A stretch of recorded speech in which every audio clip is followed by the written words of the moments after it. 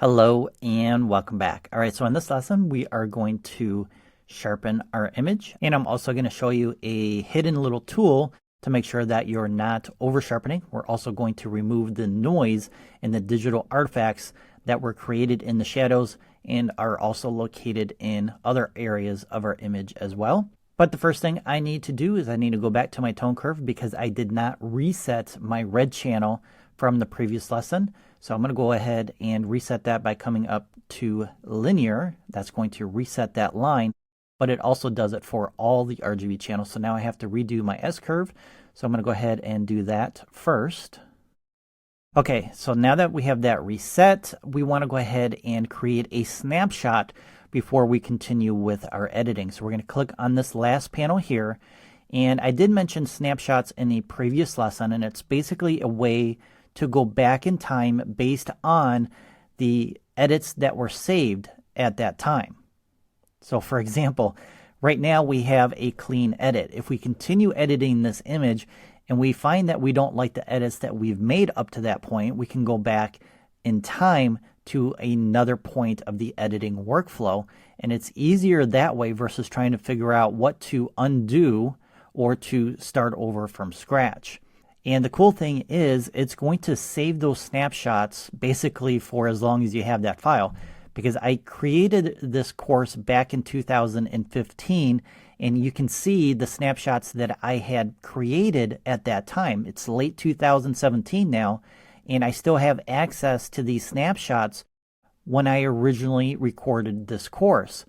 Now, before I click on these snapshots, let's go ahead and create a new snapshot. We're going to come down here and click on this icon. I'm going to give it a name of Clean Edit.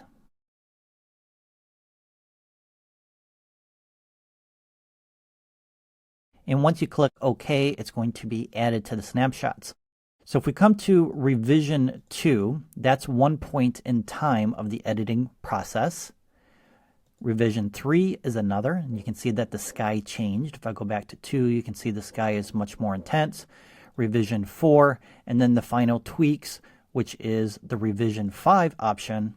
And then we also have a creative edit, which we're going to do at the end of this particular section. So creating snapshots is a great way to allow you to save the edits that you're making, go back in time, and re-edit from that point in time. So go ahead and create your clean edit, and we'll go ahead and get started on sharpening our image. Now, although most photos can benefit from some type of sharpening, you want to make sure you're not over sharpening. Otherwise, your image is going to look unnatural. You're going to introduce digital artifacts and degrade the image in the process by over sharpening. So in just a second, I'm going to show you a quick keyboard shortcut that's going to visually show you whether or not you're over sharpening. So our sharpening options include amount, radius, detail, and masking. So amount is the intensity of the sharpening. Radius is going to look for the edges within the photo, like the edge between the trees and the sky, and then it compresses that information from one side of the edge to the other, and then it appears to our eyes that the image is now sharper.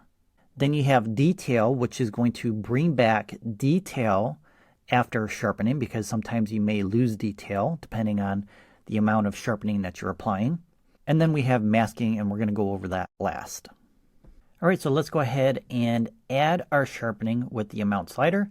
And if I go all the way to the right, we can now see that the image is over sharpened. It might be hard to see on your monitor, so I'm going to go ahead and zoom in. And we can see there's a lot of digital artifacts that were introduced by over sharpening. So this is what I mean by degrading your image from over sharpening and making the image look unnatural or worse than it was before sharpening. So you want to make sure you're not over sharpening. So how are we going to do that? Well, what we need to do is decide on how much sharpening we want to add while keeping the image looking natural. So here's a quick tip on doing that. It's actually easier to see the sharpening when an image is in black and white. So we can easily do this by holding down our Alt or Option key and then begin adjusting the amount slider. And when you do, the image turns to black and white, and it's easier to see that digital noise or those digital artifacts when you begin sharpening your image. So we want to come down off of the highest amount, and I'm going to go about plus 20 for now.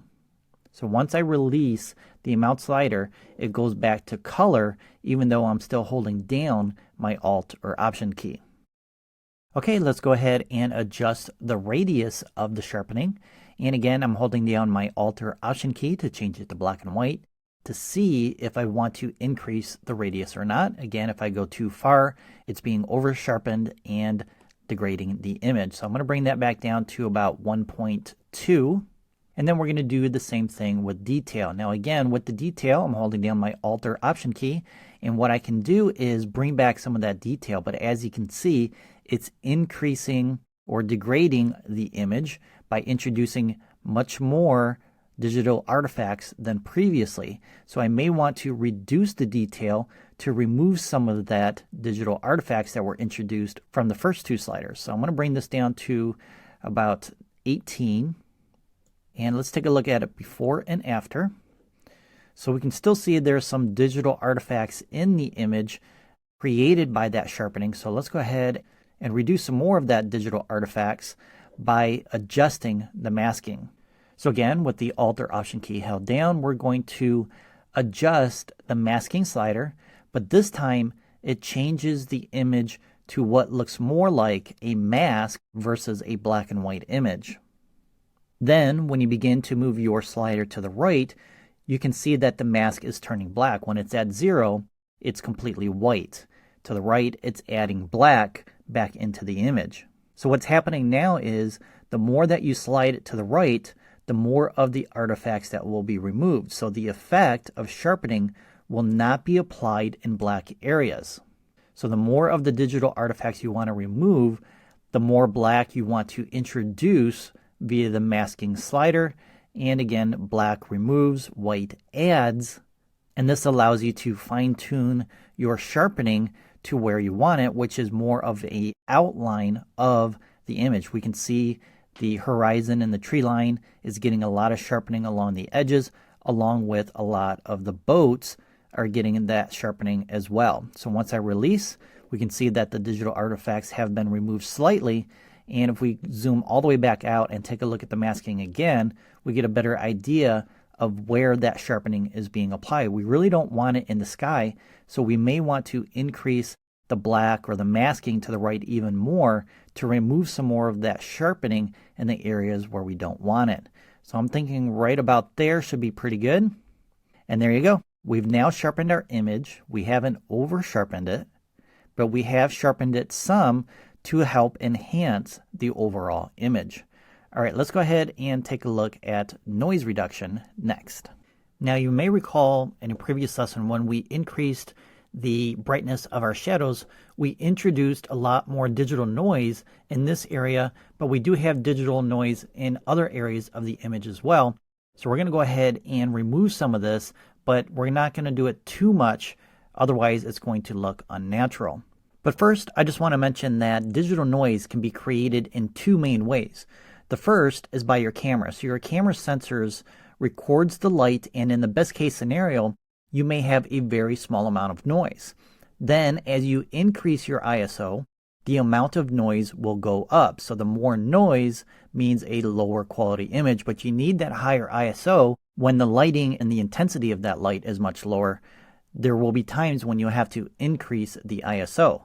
So it's a trade-off between capturing an image with low light and adding the digital noise, or not being able to capture the image at all. But the second way is when we edit our photos and we stretch certain settings too far, which happened in this particular image. When we increased the shadow detail, which was extremely underexposed in those areas, and then we increased that exposure, we add digital noise trying to fix it. So again, this is why it's important to nail the exposure in camera if possible and get the full dynamic range of that scene. Otherwise, you're going to try and fix mistakes that could have been fixed in camera.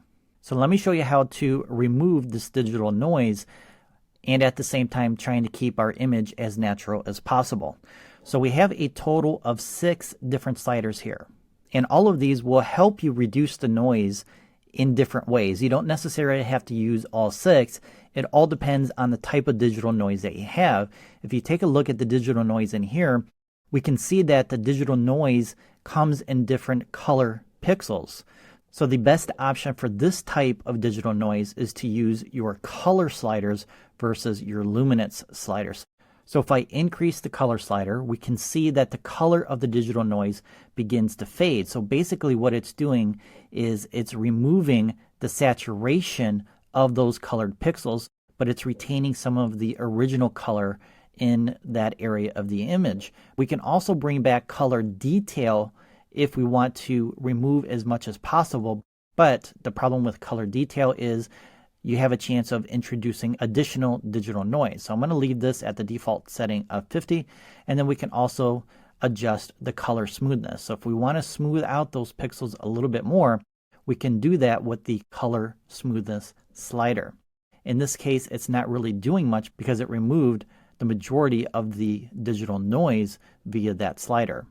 Now, if you're not seeing those colored digital noise pixels, then you're going to want to use luminance instead. So we're going to go ahead and try luminance, and we can see that it's making a huge difference on the overall image by smoothing out the pixels, and it's beginning to look unnatural, but at the same time, it's kind of giving it an eerie type, soft type of look, and maybe that's an effect that you want to achieve for your creative vision. So that's another editing tool that you can use to fulfill your creative vision. I'm not really liking that, so I want to bring this back down to 0, and maybe I'm going to increase the luminance just a little bit, because what it is doing is it is removing some of that digital artifacts in the other areas of the image, and I really don't like those digital artifacts, so I'm okay with smoothing out the image just a little bit. So overall, I think I'm pretty happy with that. Again, you can bring back detail from the luminance slider here, but again, that's going to introduce more digital noise. I don't want to do that, so we're going to leave that at the default of 50, and then we can also increase the contrast as well, but again, it's increasing the degradation of the image by introducing those digital artifacts back, so I'm going to set that back to 0. All right, so that's how you sharpen and apply noise reduction and keep the integrity of your image intact by editing it in a way that is more natural versus unnatural. So at this point, I think it would be a great time to go ahead and create a new snapshot and name it Clean Edit 1. In the next lesson, we're going to start working on a custom edit, and I believe the HSL falls into that particular category, at least for my workflow. So we're going to work on that next.